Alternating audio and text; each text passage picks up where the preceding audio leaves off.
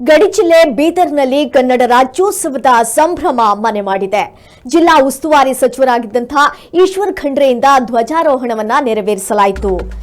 ಜಿಲ್ಲಾ ನೆಹರು ಕ್ರೀಡಾಂಗಣದಲ್ಲಿ ನಡೆದಂತಹ ರಾಜ್ಯೋತ್ಸವ ಸಚಿವ ಈಶ್ವರ್ ಖಂಡ್ರೆಯಿಂದ ತೆರೆದ ವಾಹನದಲ್ಲಿ ಗೌರವ ವಂದನೆ ಸ್ವೀಕಾರ ಮಾಡಲಾಯಿತು.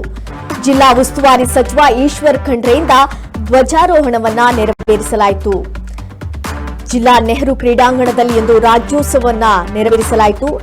ಸಚಿವ ಈಶ್ವರ್ ಖಂಡ್ರೆಯಿಂದ ತೆರೆದ ವಾಹನದಲ್ಲಿ ಗೌರವ ವಂದನೆ ಸ್ವೀಕಾರವನ್ನ ಮಾಡಲಾಯಿತು. ಬಳಿಕ ವಿವಿಧ ತುಕಡಿಗಳಿಂದ ಆಕರ್ಷಕ ಪಥಸಂಚಲನ ನೆರವೇರಿತು.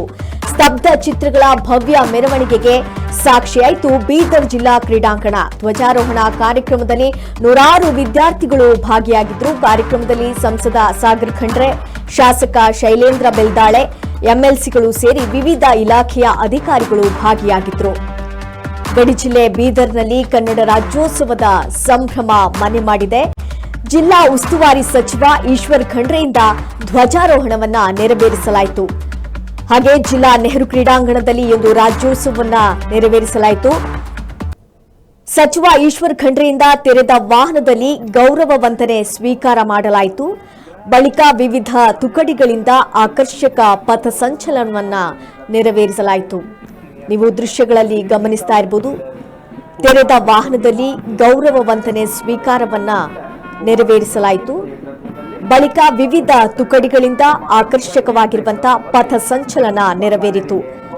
ಸ್ತಬ್ಧ ಚಿತ್ರಗಳ ಭವ್ಯ ಮೆರವಣಿಗೆಗೆ ಇಂದು ಜಿಲ್ಲಾ ಕ್ರೀಡಾಂಗಣ ಸಾಕ್ಷಿಯಾಯಿತು ಅಂತಾನೆ ಹೇಳ್ಬೋದು.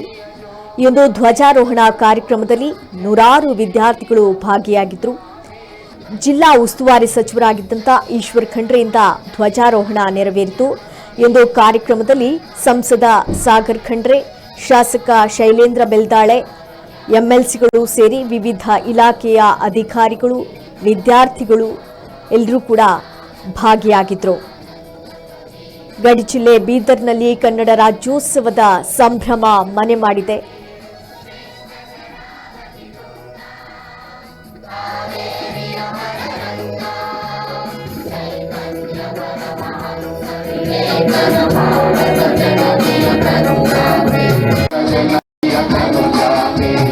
ಜನನಿಯ ಜೋಗುಳ ವೇದದ ಘೋಷ ಜನನಿಗೆ ಜೀವವು ಎಂದಾವೆ